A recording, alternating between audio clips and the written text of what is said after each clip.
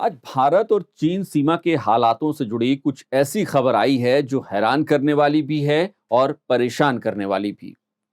इस खबर से सरकार पर सवाल उठ रहे हैं, वहीं विपक्ष के दावों को बल मिल रहा है।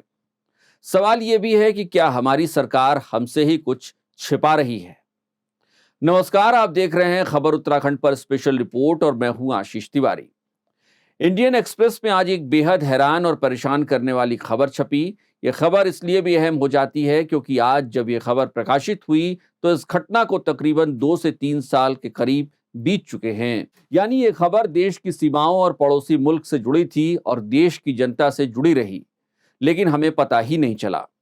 दरअसल आज यानी 17 जनवरी को अखबारों में एक खबर छपी।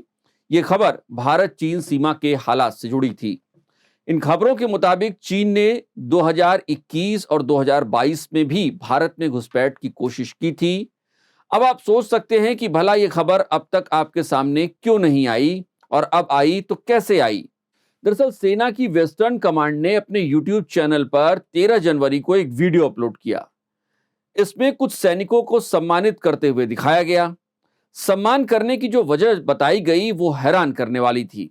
इस वीडियो में बताया गया कि जिन जवानों का सम्मान किया जा रहा है उन्होंने सितंबर 2021 और नवंबर 2022 के बीच 2 बार चीनी सेना की घुसपैठ को नाकाम किया था।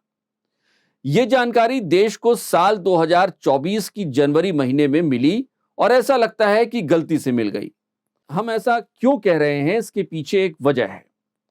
दरअसल घुसपैठ को रोकने के लिए जब जवानों का सम्मान किया गया तो उसका एक वीडियो सेना ने यूट्यूब पर अपलोड किया।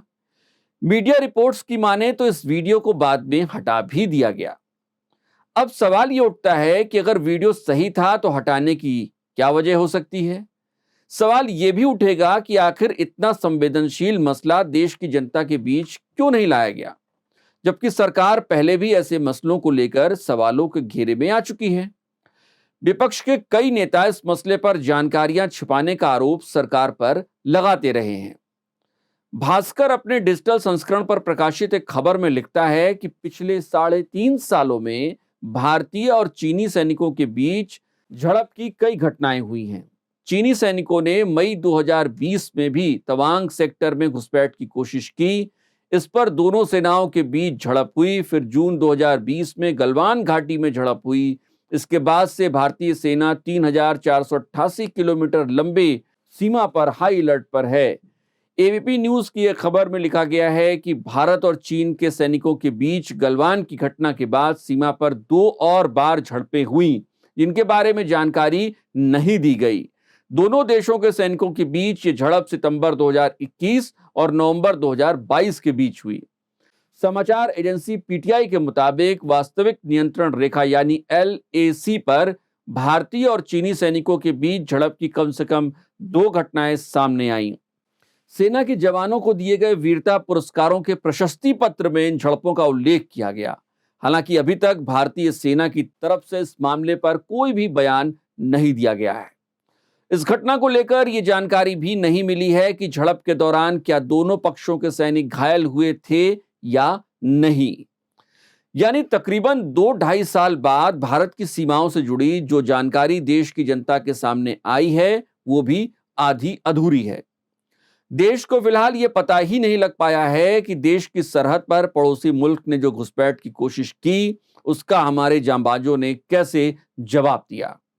क्या बेहतर नहीं होता कि सरकार इन घुसपैठ की घटनाओं के बारे में खुद सामने आकर जानकारी देती और हमारे बहादुर जवानों की शौर्य गाथा को जनता के बीच लाती और बताती कि कैसे चीनियों की घुसपैठ को रोका गया। फिर आखिर ऐसी क्या मजबूरी रही कि देश की सरहदों से जुड़ी जानकारी ही जनता तक नहीं पहुंचाई गई। वैसे आपको याद होगा कि जब चीन के सैनिकों ने दिसंबर 2022 में भारतीय सीमा में घुसपैठ की कोशिश की थी तो यह जानकारी तकरीबन 4 दिन बाद खबरों के माध्यम से मिली थी। इसे लेकर विपक्ष ने सवाल खड़े किए थे। एआईएमआईएम चीफ और हैदराबाद सांसद असुद्दीन ओवैसी ने सरकार पर सवाल किया था और पूछा था कि सरकार ने इतने दिनों तक झड़प के बारे में सूचना क्यों छुपाए रखी, जबकि संसद का शीतकालीन सत्र चल रहा था। इस घटना से पहले 2020 में 15-16 जून की दरमियानी रात चीनी घुसपैठ को भारत के जांबाज सैनिकों ने नाकाम किया था और इस घटना में भारत के 20 सैनिक शहीद हो गए थे। हालिया घटनाक्रम के बाद एक बार फिर से अब सवाल उठ रहे हैं कि आखिर सरकार चीन की सीमा पर बने हालातों को लेकर कहीं कुछ छिपा तो नहीं रही। आपकी इस खबर पर क्या राय है, हमें कमेंट करके बताइए। अगर आप हमें फेसबुक पर देख रहे हैं तो पेज को फॉलो करें, और अगर आप हमें यूट्यूब पर देख रहे हैं तो चैनल को सब्सक्राइब करें, बेल आइकन जरूर दबाएं। नमस्कार।